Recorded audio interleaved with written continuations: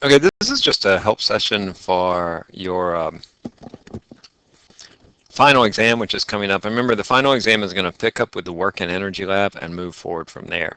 But first of all, a big part of your exam, probably 15 or so points, is going to be on graphing. We've had a similar question before on graphing in the midterm, and we've done it in several labs. In particular, you should look at lab number 9, the one on Hooke's Law. And you remember in that lab, we were looking at this relationship, that is that t equals 2 pi square root of m over k. And we said that m had 3 components, so that m was equal to the mass of the pan plus the mass of the load plus some fraction times the mass of the spring. And then we wrote the equation in this way. First of all, we squared the entire thing, so we got t equals 4 pi squared over k times the mass of the pan plus the mass of the load plus 4 pi squared over k times F ms. So this equation really is just this one expanded out and squared. And then, excuse me, if you have data, let's say that you have data for T and M, then I would ask you, how do you take that data, make it linear, because if you plot just T and M, it's not going to be linear. How do you take that data, make it linear so that you can determine some physical properties about that system, like, for example, figuring out what is K and what is the fraction F. Okay, so what you would do here is that you would say that this is in the form of the equation of a line, where the y variable, which is my independent variable, or excuse me, my dependent variable, is on the y-axis, and then my x variable is this mp plus ml. So what you would do is that you would make the data for t squared and mp plus ml, and then graph that so that it looks like this. So I'd have t squared here and mp plus ml. Now all the graphing stuff holds, so make sure that your data extends for most of the page. Make sure that you have a dot and then a circle around it for your data points. When you draw your best fit line, it should be so that you have equal number of points above and below the line, as I've done here. Let's do another one up here just to see. And then you'll want to find the slope for the line. It's very important that you not use data points. In fact, I will be looking to see that you draw a triangle like this, and you show me what is your rise and what is your run. Remember, don't count the squares. Instead of, for example, to find the rise, you would take the difference between these two values to find the rise and these two values to find the run, and then report the slope on your graph, rise over run. Then you'll need to use that slope. Oh, by the way, you can also find your y-intercept. And then going back to the equation that we have up here, I can use my slope, which is in this position, to find the coefficient of the x variable, 4 pi squared over k. And so, for example, in this graph, I might ask you what is k equal to. So whatever your slope is, let's say that your slope was equal to 3, you would say that 3 is equal to 4 pi squared over k. And then you would solve that for k. So that would be, 4 pi squared over 3, which is approximately 12. Okay, so that would be the value for k. And then also recognize that I can use my y-intercept. Let's say that your y-intercept is equal to 2, for example, that you just find that equal to 2. Our y-intercept, looking back up here, our y-intercept is in this position. So my y-intercept would be equal 4 pi squared over k times f times ms. And then whatever your y-intercept, 3 in this case, is equal to, then you could use that to find f. Okay? So you're going to have a graphing problem. Definitely you'll need to use the slope. Probably you're going to need to use the y-intercept. For my class anyway, I'm not going to require you to use the x-intercept like we did in class. So be prepared for that. That's going to be a good 15 points on your final exam. Draw a force diagram for a cart moving up or down, and then be able to do simple energy and work calculations. So remember, energy, we did mainly changes in potential energy is equal to m times g times h, and work is equal to our force times our distance times the cosine of the angle between them. And then, I'm going to I'm going to ask you to draw the force diagram and write Newton's laws for this situation, where I have a cart, let's say, moving up the inclined plane. In that case, the forces that you would have would include force weight, uh, the force that's pulling up the inclined plane. So here I'm assuming that I have some string that's pulling up and it pulls down with some weight. So in this case, the weight here is equal to up. That whatever weight I have on this pan applies a tension in the string, and that is my F up. Then I would also have a normal force, Fn, and then I would also have, in this case, a friction that's in the negative x direction. Because my motion is up, my velocity is up the inclined plane, the kinetic friction opposes that direction. Let's say if this angle is 30 degrees, that means that this angle would be 60 degrees. Then you would need to be able to draw your force body diagrams. That's my normal force here, my F up here, my Fk here, and I'm going to go ahead and resolve that FW sine of 60, FW cosine of 60. All right, so that's my resolved vectors on the free body diagram. Then I can say that Fn is equal to FW sine of 60. And assuming that it's not accelerating, I can likewise say that F up is equal to Fk plus Fw cosine of 60. That's where I'm going to stop, where I'm going to really just ask you to write these equations, draw this figure, and draw this free body diagram. You're going to have to be able to do it for the final exam in the lecture class anyway, so this is a good time to begin, renewing your mind on how to do these types of problems. Then I might also ask you to calculate the work done by a force or calculate the change in potential energy for a situation. You should look back at the old exams to see how that works. Do centripetal motion calculations. Calculate the period of a motion for a ball traveling in a circular path when given the mass of the ball, the length of the supporting string, and the angle of strength from the vertical. Sorry, let me pause here for just a second. Okay, so look back on the lab, I think it was lab number 7, where we had an object that's traveling around in this direction. Let's say that this is my radius, r, this is the length of the string, and this is the tension in the string. Isn't that all I have? The mass of the ball, the length of the string. Okay, yeah, and then this has a certain weight, so there's a force weight here. The only forces that you have are the tension and the weight.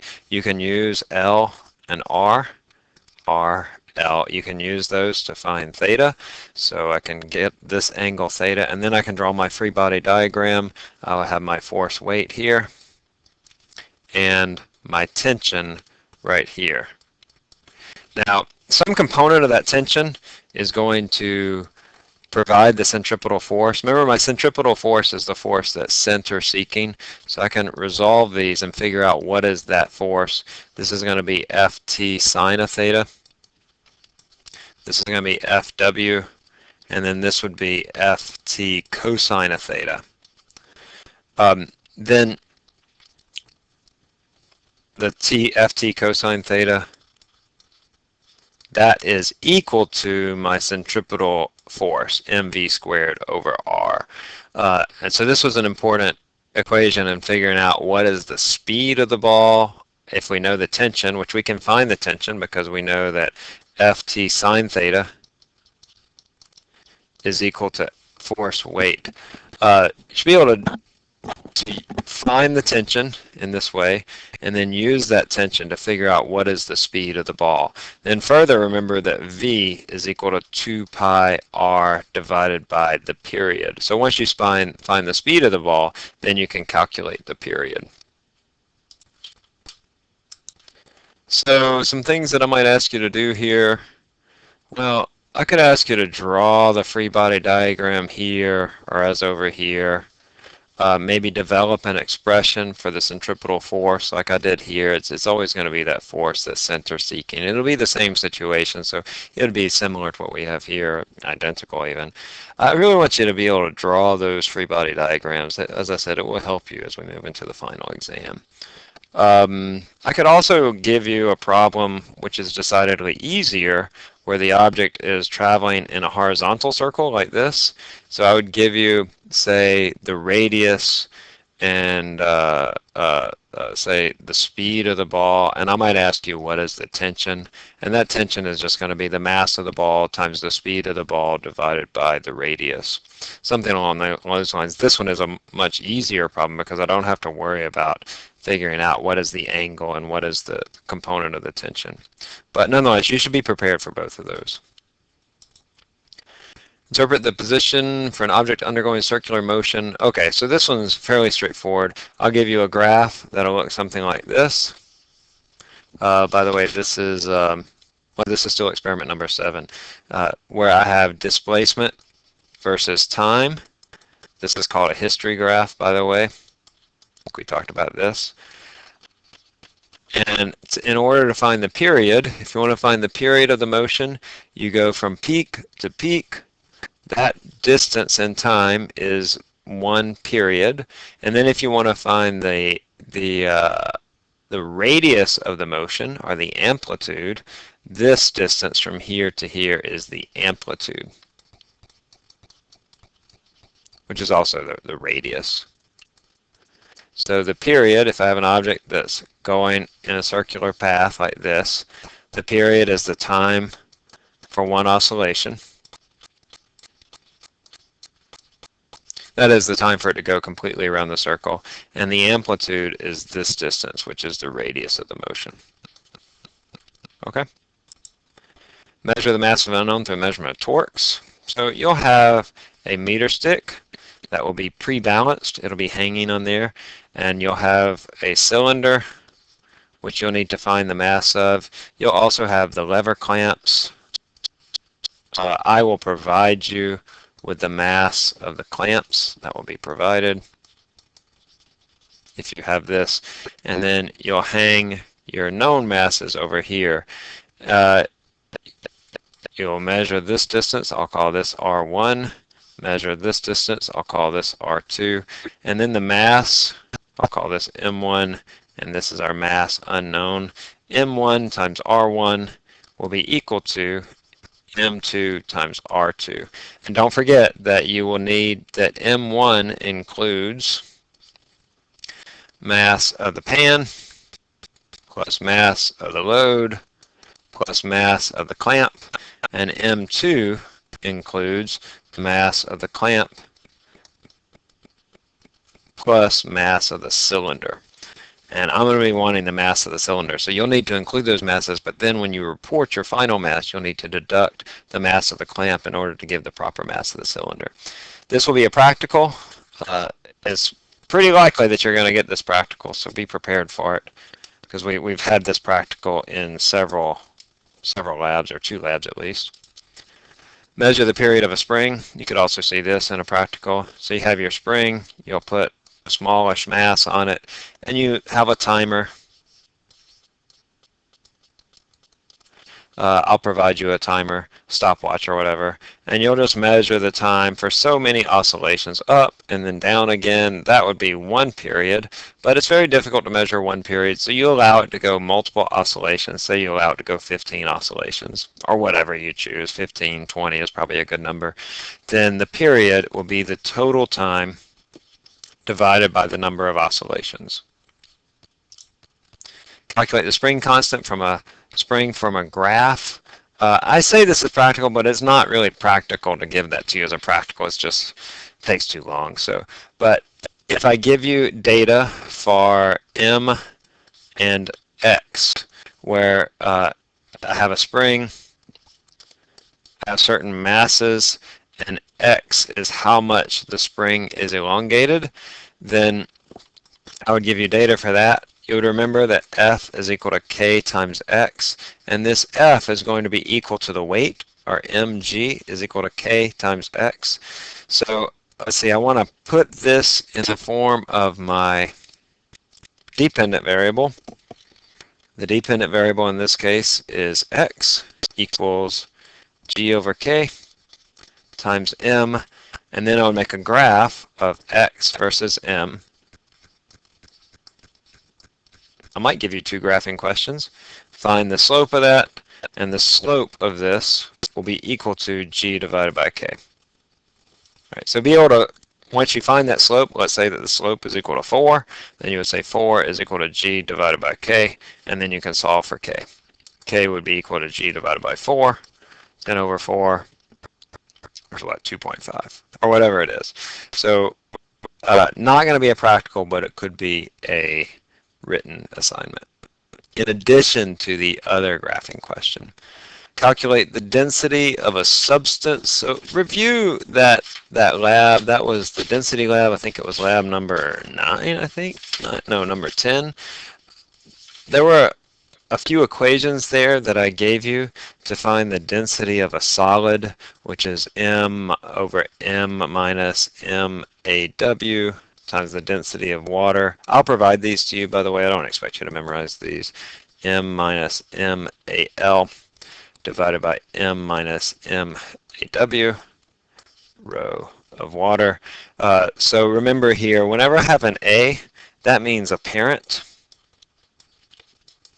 That is, what is the apparent mass of something that is experiencing a buoyant force. So say, for example, I have a 500 gram object, but I measure I measure the tension in a string, or I measure its apparent weight, and this is actual weight. Anyway, I see that this has an apparent mass of, say, 300 grams.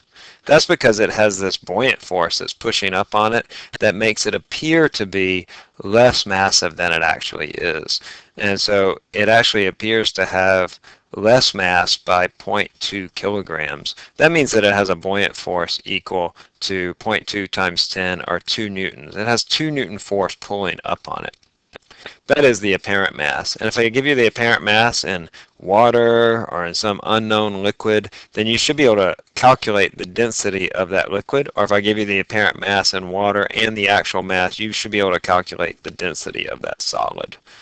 Okay, look back over experiment number 10 for more about that. Okay, calculate the apparent weight or the density of a solid or the density of an unknown liquid. Okay, this is similar to what I was just talking about, and I think we even had a quiz problem like this. So if I have, say, for example, a balance set up where I have my things over here, and then I have my mass over here, and it's submerged in some liquid water, for example. Like I said earlier, let's say if this has a mass of 500 grams, but I measure it to be 300 grams, then the apparent mass of that object in water is going to be 300 grams. That means that it has a buoyant force that's pulling up on it, a buoyant force that takes away, I'm doing air quotes, takes away 200 grams or 0.2 kilograms. So that buoyant force would be 2 newtons. Yeah, I think that's okay for that. And then number 10, calculate the specific heat, mass, or final temperature of two substances that are brought together. Assume no changes in phase.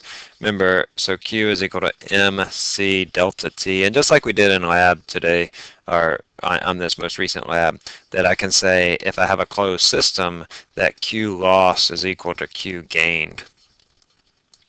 So if I imagine putting some hot shot into some cool water, then the shot will lose heat. So this is going to be MC delta T for the shot will equal to the heat that is gained by the water. Of course, in the lab, we had to account for the cup and the stirrer and all that, but I would make it simpler, where I have heat that's lost by the shot, but then gained by the water.